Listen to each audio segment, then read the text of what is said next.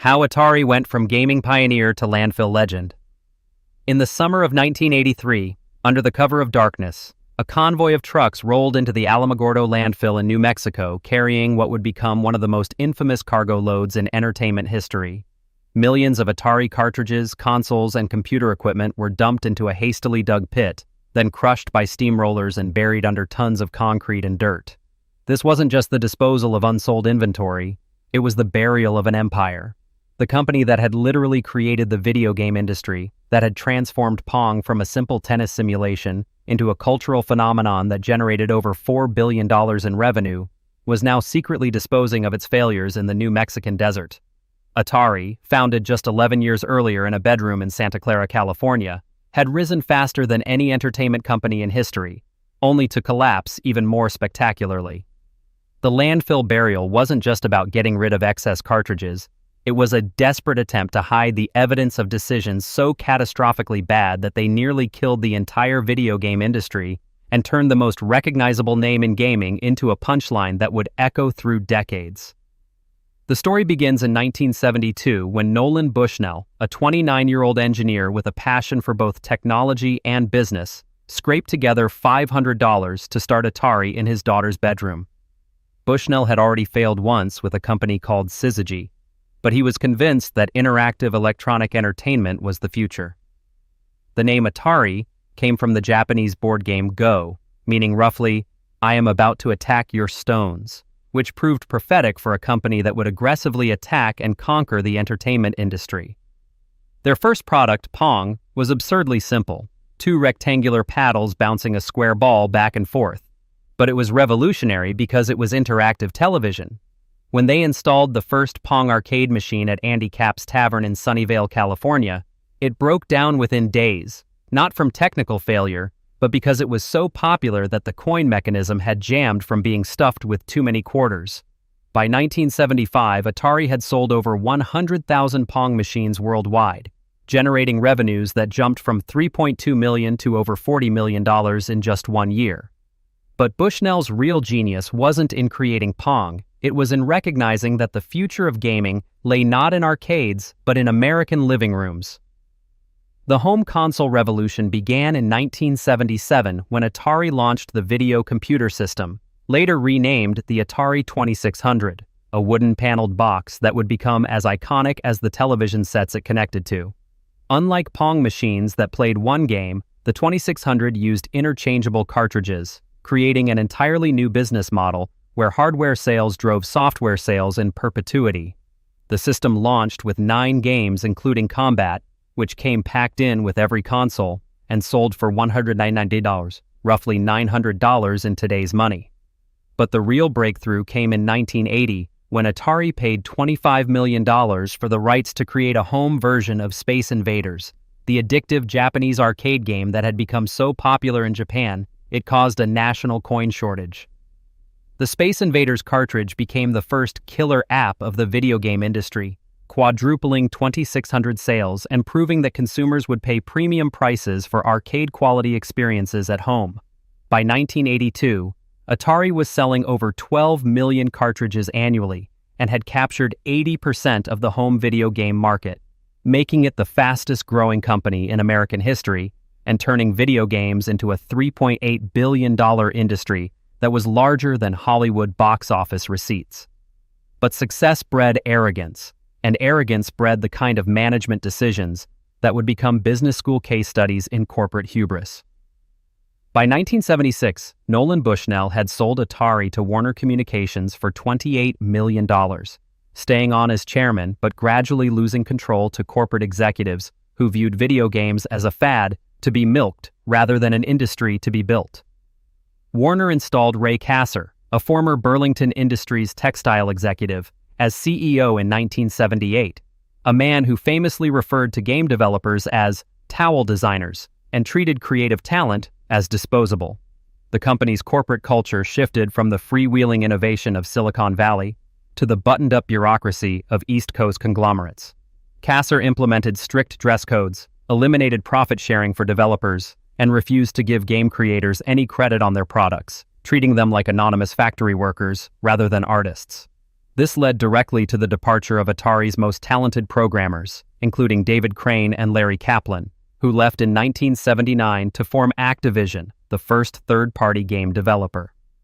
When Activision's games began outselling Atari's own titles, Kassar's response wasn't to improve Atari's games, but to file lawsuits trying to prevent other companies from making cartridges for Atari systems, a strategy that backfired spectacularly when courts ruled that software competition was legal and beneficial to consumers.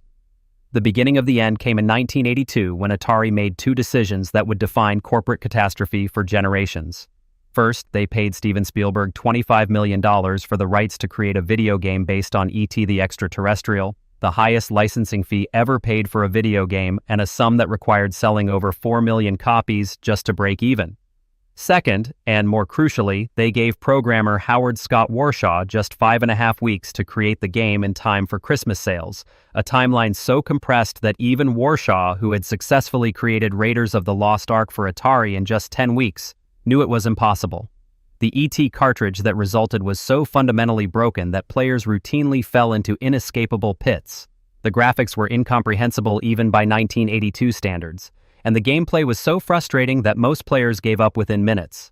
But Atari had already manufactured 5 million copies based on projected Christmas demand, convinced that Spielberg's name alone would guarantee success.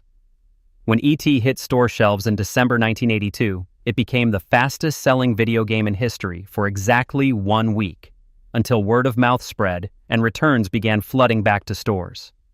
Retailers reported return rates of over 80%, something previously unthinkable in the video game industry, and Atari was forced to take back millions of unsold cartridges while issuing refunds that drained their cash reserves.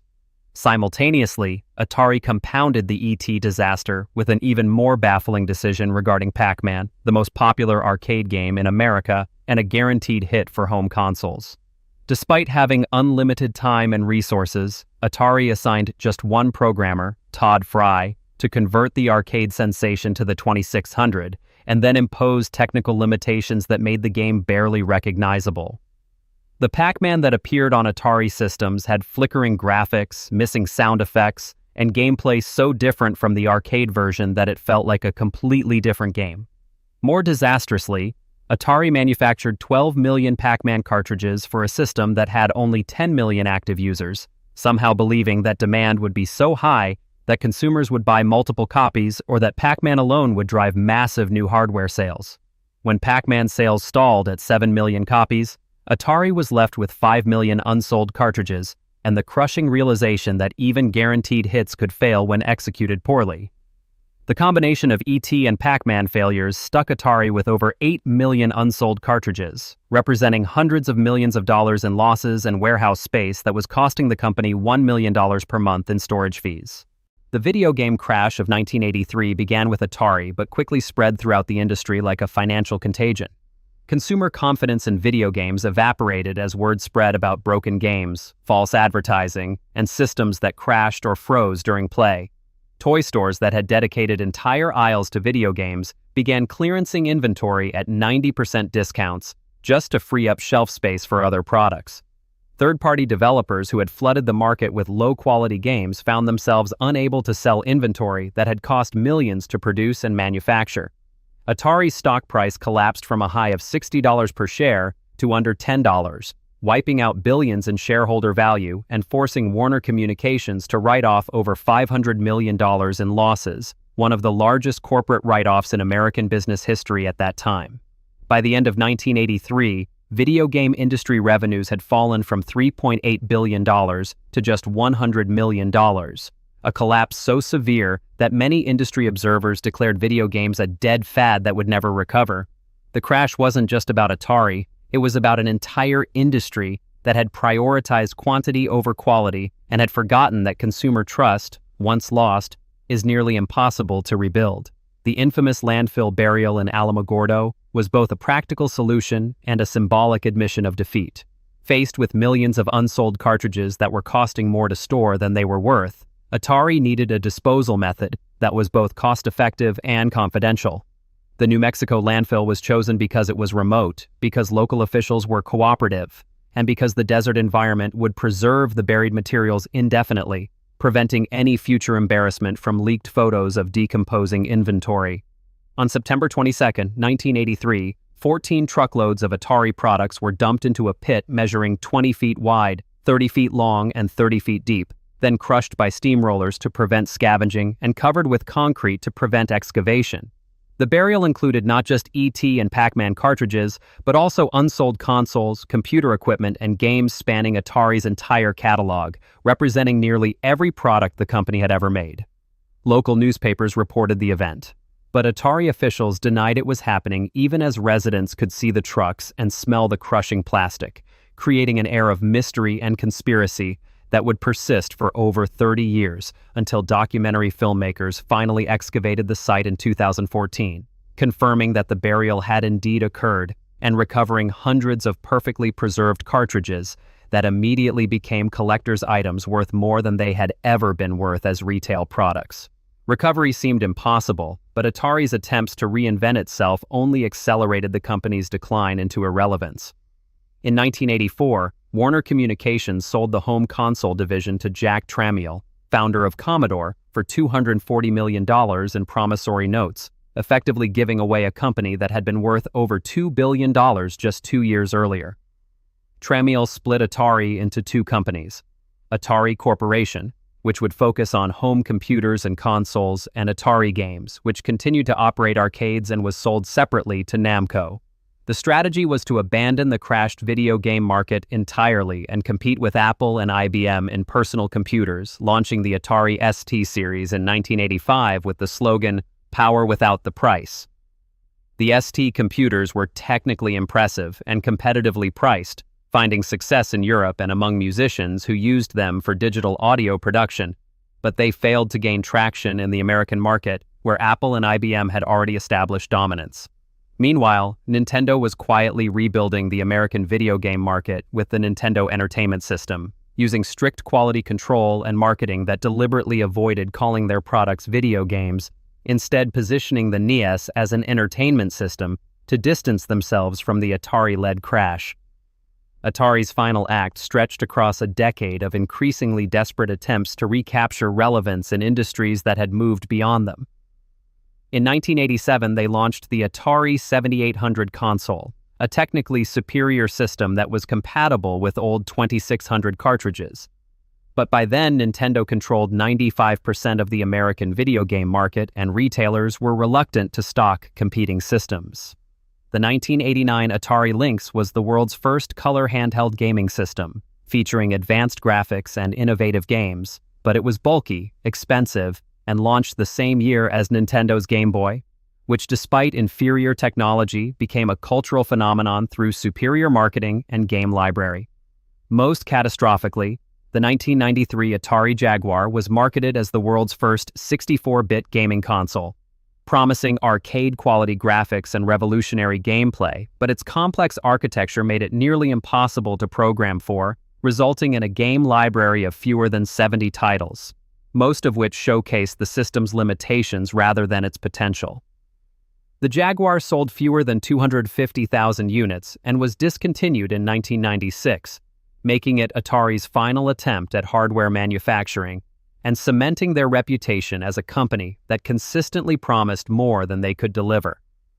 By the time production ended, Atari had gone through multiple ownership changes, countless strategic pivots, and management teams that ranged from visionary to incompetent, but nothing could restore the magic of their early years or the trust they had squandered during the crash.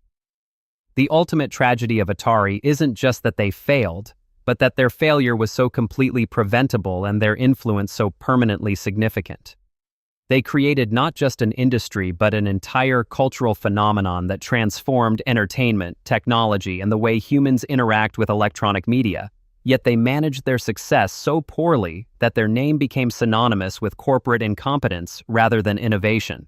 The company that gave the world Pong, that made video games a mainstream entertainment medium, that pioneered the home console market and proved that interactive entertainment could generate billions in revenue, ultimately became a cautionary tale about the dangers of prioritizing short-term profits over long-term vision. Today, the Atari name continues to exist through various licensing arrangements and corporate acquisitions, occasionally appearing on mobile games and retro compilations, but it's a hollow shell of a brand that once defined the future of entertainment. The landfill in Alamogordo has become an unlikely pilgrimage site for gaming historians and collectors, a physical monument to corporate hubris buried in the New Mexican desert. Those millions of cartridges, once symbols of failure and embarrassment, are now archaeological artifacts that tell the story of an industry's birth, crash, and resurrection, and of a company that had everything, lost everything, and left behind a legacy that is simultaneously inspiring and tragic. Proof that in the technology industry, today's revolutionary breakthrough can become tomorrow's buried mistake, and that sometimes the most important lesson isn't how to succeed, but how success can destroy you if you're not careful enough to handle it.